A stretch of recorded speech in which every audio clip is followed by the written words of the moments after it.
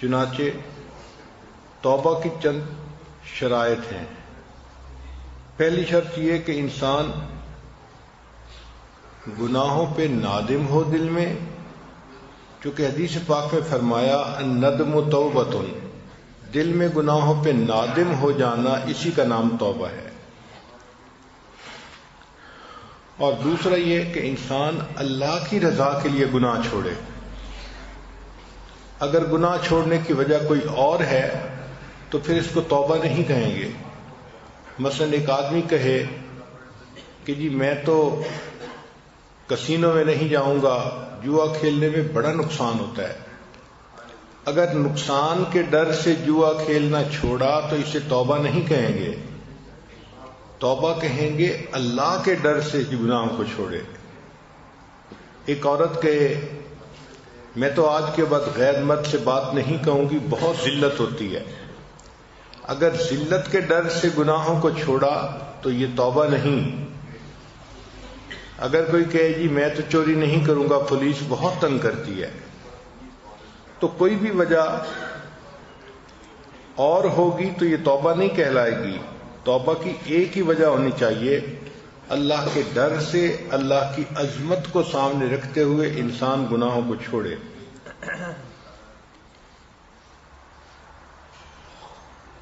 اور اس کے دل میں عزم ہو کہ میں نے آئندہ گناہوں کو بالکل نہیں کرنا۔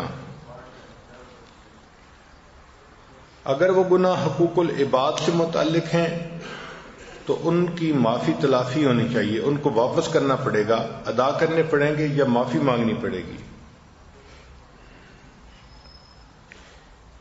پھر جو بندہ توبہ کرتا ہے اس کو اپنے نفس پہ اعتماد نہیں کرنا چاہیے۔ اگر نفس پہ اعتماد کرے گا تو نفس اس کو پھر دوبارہ گناہوں میں ملوث کر دے گا۔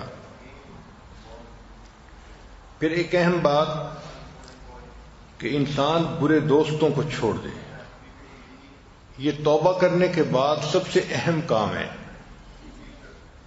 کہ انسان اپنے برے دوستوں کو چھوڑ دے۔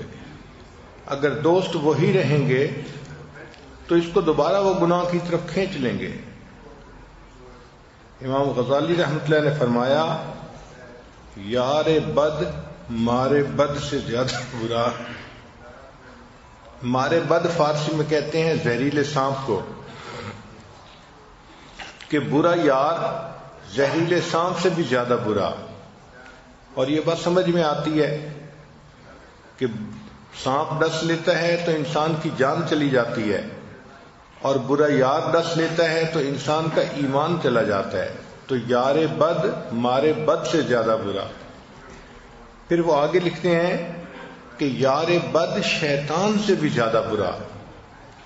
جب پہلی مرتبہ یہ بات پڑھی تو میرے اپنے دل میں یہ اشکال پیدا ہوا کہ وہ برا دوست کوئی فاسق و فاجر مسلمان بھی تو ہو سکتا ہے، تو ایک کلمہ گو مسلمان جتنا بھی برا ہو جائے کم از کم شیطان سے تو برا نہیں ہو سکتا۔ تو یہ کیوں لکھا امام صاحب نے کہ یار بد شیطان سے بھی زیادہ برا؟ لیکن آگے امام غزالی رحمۃ اللہ نے اس کی تفصیل دی۔ وہ فرماتے ہیں کہ شیطان انسان سے گناہوں کا ارتکاب جب کروانا چاہتا ہے تو اس کے ذہن میں وسوسہ ڈالتا ہے، اس کے ذہن میں میسج بھیجتا ہے، گناہ کرنے کا خیال ڈالتا ہے۔ اب وہ بندہ اس خیال پہ عمل کرے یا نہ کرے یہ بندے کی اپنی مرضی ہوتی ہے۔ شیطان میسج بھیجنے کے علاوہ کچھ نہیں کر سکتا۔ لیکن جو یار بد ہوتا ہے وہ صرف گناہوں کا خیال ہی ذہن میں نہیں ڈالتا، بندے کا بازو پکڑ کے اس سے زبردستی گناہ کروا دیتا ہے۔ تو اس سے پتہ چلا کہ یار بد شیطان سے بھی زیادہ برا ہوتا ہے۔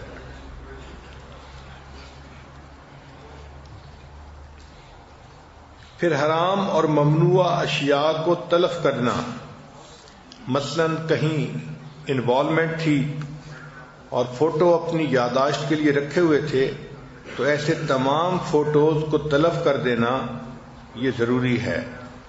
یا ایک دوسرے کے تحفے تحائف لیے تھے تو ایسے تحفوں کو واپس کر دینا اور ان کو ضائع کر دینا یہ ضروری ہے۔ اور اگر حرام مال سے اپنے جسم کو پرورش دی تو اب اس جسم کو نیکی کے کام میں لگانا ضروری ہے.